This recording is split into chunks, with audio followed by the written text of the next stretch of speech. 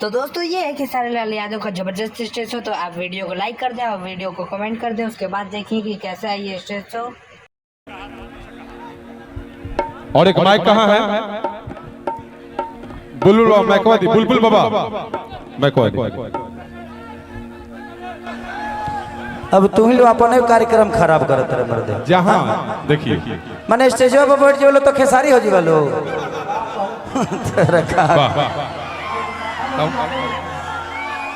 चाहते हमारे सभी लोग हैं। लव यू लव यू, जो मेरे भाई कितना प्यार करते हो यार। मैं एक दिन अपने देख रहा था जीवनी में, तो 1000 टाइटू मेरे नाम का और मेरे फोटो का बना हुआ है। ये आप सबकी मोहब्बत ही है कि एगो भाईचारा वाला आदमी के इतना लोग प्यार करेला, चाहे वो नेपाल होके, चाहे इंडिया होके, चाहे विदेश होके। पूरा दुनिया में, पूरे ब्रह्मांड में सबसे ज्यादा बजने वाला खेसारी आपका बेटा है और आपके घर का है। एक बार ताली बजाइए आप लोग अपने भाई के स्वागत में। ये खुशी मिलती है कि मैं इसी गांव का, इसी घर का, इसी जिला का। हमारे लिए तो कोई गांव, कोई घर नहीं, कोई जिला नहीं, हम तो कलाकार हैं, हमारा हर जिला है। बट एक आप लोगों को गर्व होता है कि आपके गांव का लड़का है, होता है ना? तो लो देखा तो अभी कितना गर्व करावे वाला। थोड़ा सा पीछे। अभी बहुत कुछ बाकी है, अभी तो हम कुछ किए ही नहीं। अभी संसार में बहुत कुछ करना है। आप सबका प्यार ऐसे ही मेरे ऊपर बनता रहा और रहा तो शायद मैं कुछ भी कर जाऊंगा। एगो सिनेमा भी हमारे रिलीज होने वाला बा बहुत जल्दी, डोली सजा के रखना। और हमारे भाई कि तोरा दिल के गलती जा जा पागल बन के भागल फिरी होती बड़ा इंसल्टी बा। कि तोरा दिल के गलती बा, कि मोरा दिल के गलती बा। में बहुत सारा ऐसा गाना बरुल के तो लो सुनबा में के गाना तो पगला जीवा। और कॉमेडी हम जगह बापजी में कैले रहनी वही कैले बानी। तो लो थोड़ा हमारा से दूरे रही हो। ऐसा जो हमारे बाबूजी पीछे ही बढ़े, हमार चचू आइले बड़े, बड़को भैया आइल बड़े, ऐ जी हमार माइयो बड़ी, अब बड़का भी बुलबुलो भी बड़े। तो तनी दूरे रही हलो। हाँ जब लो ना रही तो तू लोग कुछ कर सकत रहो, हम ना रोकब। देखा वो कुछ शंभू बाबा प्रणाम आ गए यहाँ। कि हमरो के लगही सुतालिए बेटा राउर पी के रो करेले डरा। चलिए शंभू बाबा का मोरा हमेशा इनका प्यार और आशीर्वाद इस मेरे लिए रहता है। कभी कभी न्यूज में मेरे लिए गलत भी बोल देते हैं, ये वो भी अच्छा लगता है कि कम से कम आप उस लायक तो मुझे समझते हैं। मैं बहुत प्यार करता हूँ आपको, ये मोहब्बत है। न्यूज में बड़ा अच्छा बोलते हैं मेरे लिए, है ना? कोई बात नहीं बाबा, आज शंभू बाबा है तो हमारी जीवन है, क्योंकि आप जैसे गार्जियन का आशीर्वाद ही लेकर मैं बड़ा हुआ हूँ। ऐसा मत सोचिएगा कि हम आपसे दूर हैं, थोड़ा बिजी हैं, लगातार 24 घंटे काम करते हैं, इसलिए ज़्यादा थोड़ा सा दूरी बना हुआ है, बाकी कोई बात सही बात। अब शंभू बाबा आ गए हैं तो इन्हीं के मन का गाना गा देता हूँ। कि तोहरे गिरिए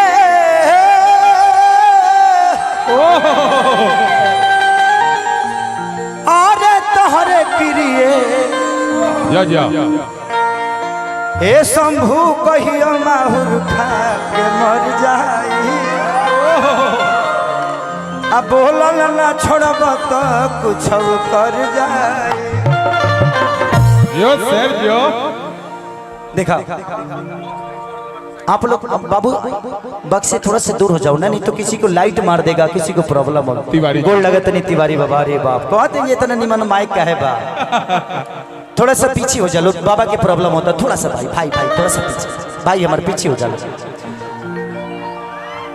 बुलबुल भैया, मुखिया जी, मुखिया जी, मुखिया जी, मुन्ना पप्पू भैया थोड़ा सा पीछे करवा दीजिए, तिवारी बाबा को प्रॉब्लम हो रही है, थोड़ा सा बच्चों को पीछे करा दीजिए, सब आप लोग लोग अपने पीछे हो जाओ। थोड़ा सा पीछे हो जाओ, कम से कम ये साउंड अच्छा नहीं बजाएंगे तो हम लोग क्या गा पाएंगे। थोड़ा सा पीछे हो जाओ आप लोग। आइए शंभू बाबा, आप ही का गाना है। आई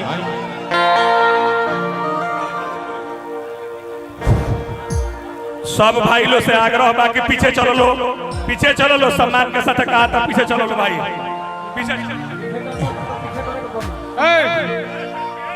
रुको, लाठी चलवाओगे चाहता हूं। कोई आएगा धक्का करेगा आपको बैठाने के लिए, ठीक नहीं लगता ना, तो अपने मन से आप लोग थोड़ा सा संयम रखें। हम लोग का कार्यक्रम है ना, ये अपने घर का कार्यक्रम है। आप लोगों प्यारे लोग हो, थोड़ा सा समझदारी है, सब लोग पढ़े लिखे हैं, आप लोग थोड़ा सा पीछे हो जाइए। ये सबका घर का कार्यक्रम है, सिर्फ हमारा ही नहीं है, ये परिवार का कार्यक्रम है। साउंड के पास जितना लोग खड़ा हो पीछे चल जाओ, जितना लोग पीछे निकल जाए तो जल्दी दे दीजिए, शंभू बाबा को माइक दे दीजिए। बेदर्दी जी कहाँ हैं जी? हेलो, नहीं आए, अच्छा चले गए, खाना खा रहे हैं। बचल नृत्यांगना लो जहाँ बा आग्रह बा कि जल्दी से जल्दी मंच पे आवो। हाँ हाँ, बचल नृत्यांगना लोग के भाई, आप मुखिया से जीते हैं, नृत्यंगना के चक्कर में मत पड़िए। हमने के यही चक्कर में जीवन बीत गए। आपके पंचायत के लोग आपको गलत बोलना शुरू कर देंगे यह पहचान में केसरी भाई कि खाली खाली नचनियन के फेरा में रहता रहे।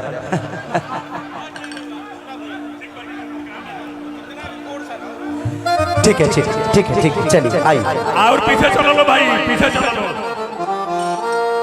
असगर भाई, पहले से तैयारी में बड़ा मर्दे तू। अरे हेलो, पवन बाबा किने गए? मोर मैदान कर ला, समराज आ गए। प्रोग्राम शुरू होके से पहले ही का लागेला, वो आदत बाकी अभी वही छूट गई। हो हो हो हो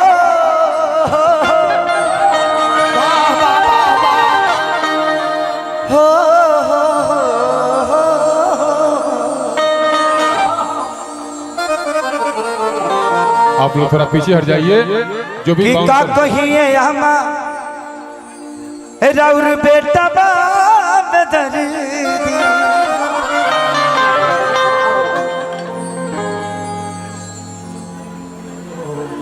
कि गर्मी में लगे रहे छोड़ के भाग जाला।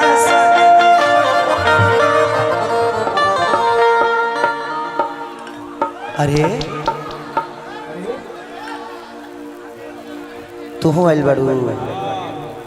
अरे की बस कर रे पगली जाए दे, हमरा लागल बाटे भूख पहले खाए दे। तो जा खावा, खाना की कमी थोड़ी बा। नाश्ता कर ले बानी। तोहरे ऐसा लोग खा खा के मरेला। कि दिल में दर्द बा हमरो, अरे बा कहियो बूझे ना,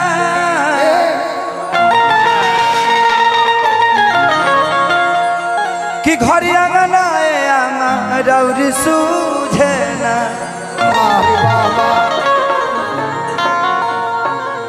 तो कब हमारे नीचे आ जाते बता के अबू, तो हम होशियार रहे।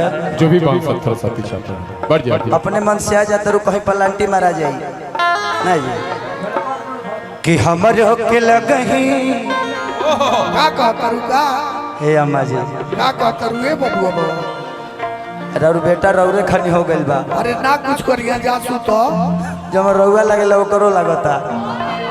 बबुआ दिवसा में बरे कि हमर होके लगही सुतालिए बेटा रौर पी के रोज कजल डरा। हमरो के लगही सुतालिए आमा, बेटा राउर पी के रोज करे ले डरामा। हमर होके लगही सुतालिए आमा, बेटा रौर पी के रोज कजल डरा। हमरो के लगही सुतालिए आमा, बेटा राउर पी के रोज करे ले डरामा। तोहर क्रिया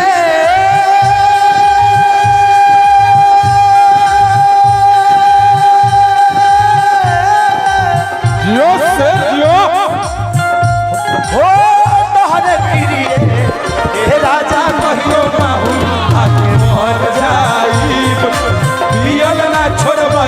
कुछ मर जाई ए राजा कहियो माहुर हक मर जाई पियल ना छोड़ब तो कुछ कर जाई बेटा राउर पी के रोज करे बेटा राउर पी के रोज करे कभी के भाव बाबा ना कुछ करिया जा तू तो अरे ये आज निपसा में भर निपसा में बात में बोला चलिए हम लोग के बीच में हमारे गार्जियन मान ली राम बाबू चाचा भी आए हैं तो उनको स्वागत है लेकिन हम चाचा बाद में बुलाते हैं आपको हमारे के तो रोकी गाना गा ले दी अब मैंने कहा था ना तो लोग के फ्लाइट से जाए के बका फ्लाइट से तो जाए के देखे पर बोली 10 मिनट का दी आधी आधी जिया जिया आगे बढ़ो नहीं दामो धीरे पीसो तने ताली बजा के हो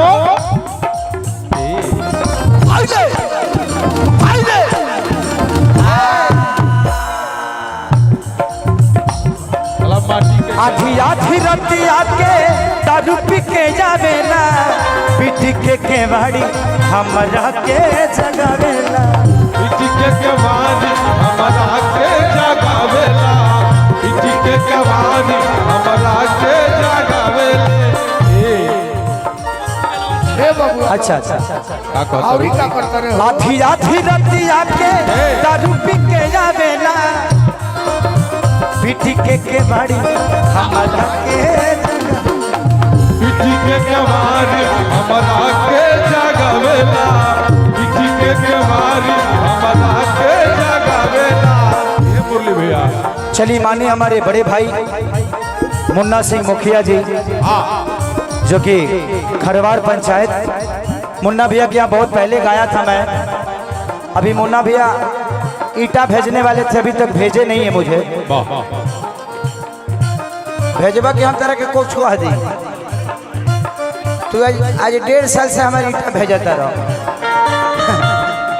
1.5 साल से हमारी ईटे भेजता रहे कल चुपचाप कम से कम 40,000 ईटा भेज दो वही के चलते हमारे काम रुकल बा फाटी जाला जामा खुले जाला पैजा फाटी जाला जामा खुले जाला पैजा बेटा राउर पी के रोज करल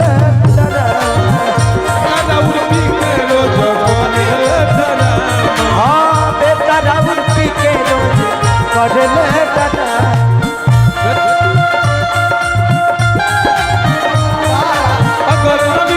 इस दुनिया में लेते जन्म दोबारा जन्म जन्म का साथ है तुम्हारा तुम्हारा जन्म जन्म का साथ है हमारा तुम्हारा ओ बेटा राउर पी के रोज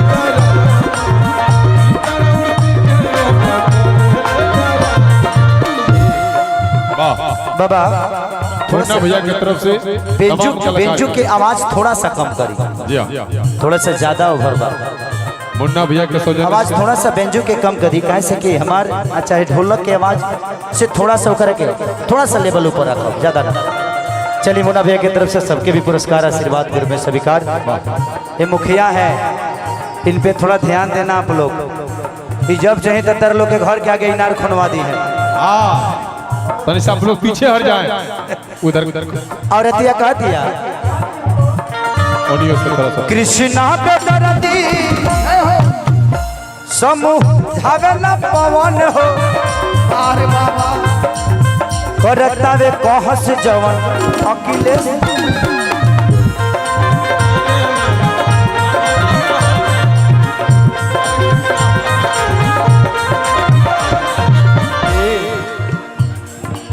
कृष्णा पे दरदी मन न पवन के करे अखिलेश आमा जी अपना मन के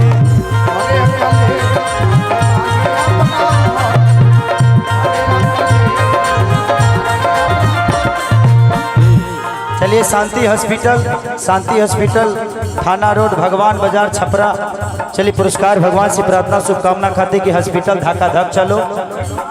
ईश्वर से प्रार्थना किए जवार में केहू बीमारो मत पड़ो। हाँ कृष्णा बेदर्दी सुन न पवन के करे अखिलेश ए माझी अपन मन के।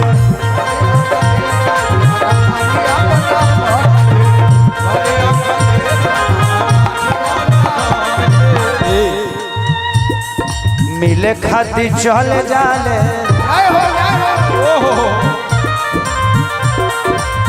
मिले खाती चल जाले आरोही से थाना। मिले खाती चल जाले आरोही से बेटा राउर पी के बेटा राउर पी के लोग करले दादा।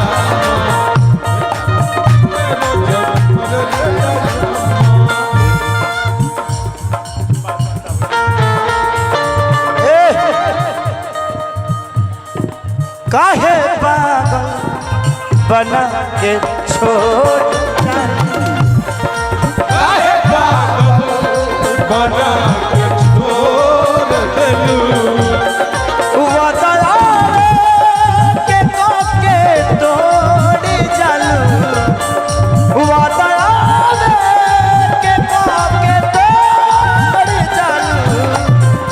काहे पागल बना के छोड़ जालू।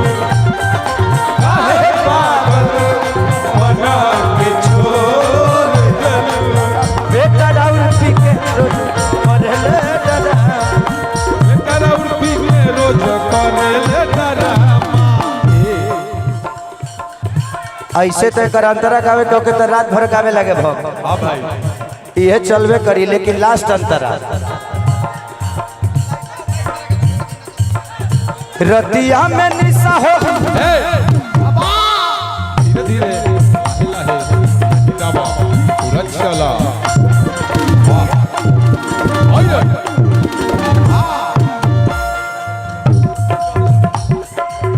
थोड़ा सा पीछे हो जाए लो स्टेज ना तो ये स्टेज भसे वाला बा। अब के नीचे से फोन आई रहा हमारा धरती माता के धरती माता हमारे के रिंग कैले रही है कि उतरवा लो कि हम उतार दी। मैसेज कर ली व्हाट्सएप पर रहे तो एक बार दे के जाना सूत रह तू परसवे दे हमारे को हम बाद में निकाल ले देता मन कर। थोड़ा सा आप लोग पीछे हट जाए थोड़ा सा भाई।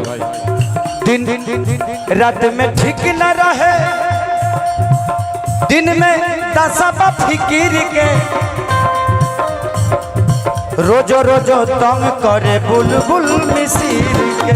रोजा रोजा तंग करे बुलबुल मिसिर के।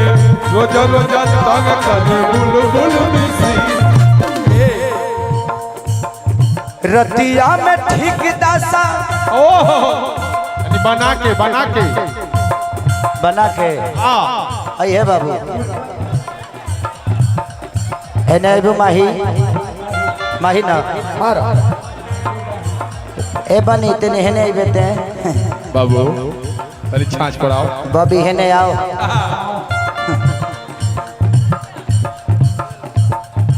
भाई भाई भाई भाई हाँ बाद में ले ली हम तारा घरे आब लिट्टी चोखा खाए। हाँ पैसा देला काम करना चला रतिया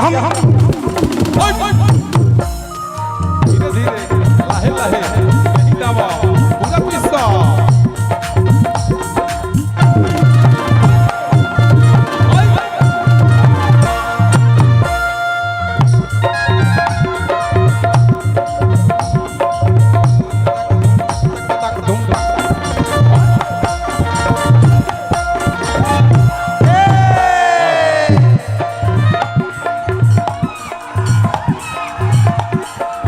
रतिया में ठीक दिन में दासा फिकिर के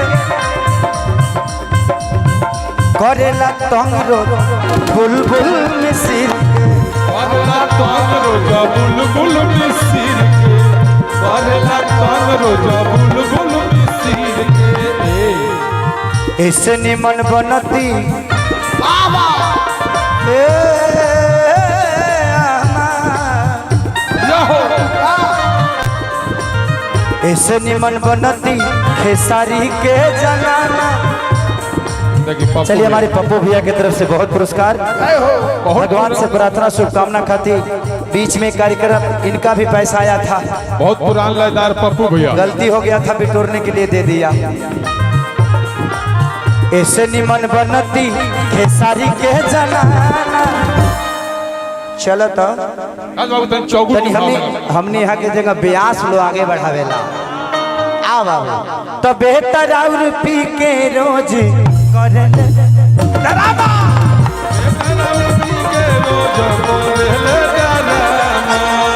बेहतर और पी के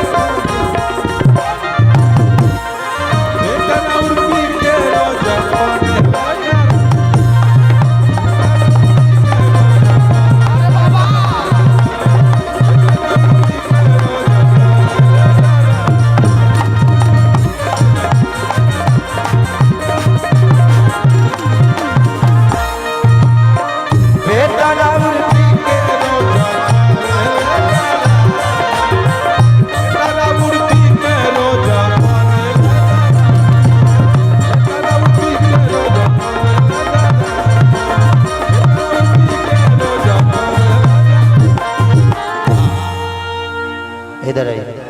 आइए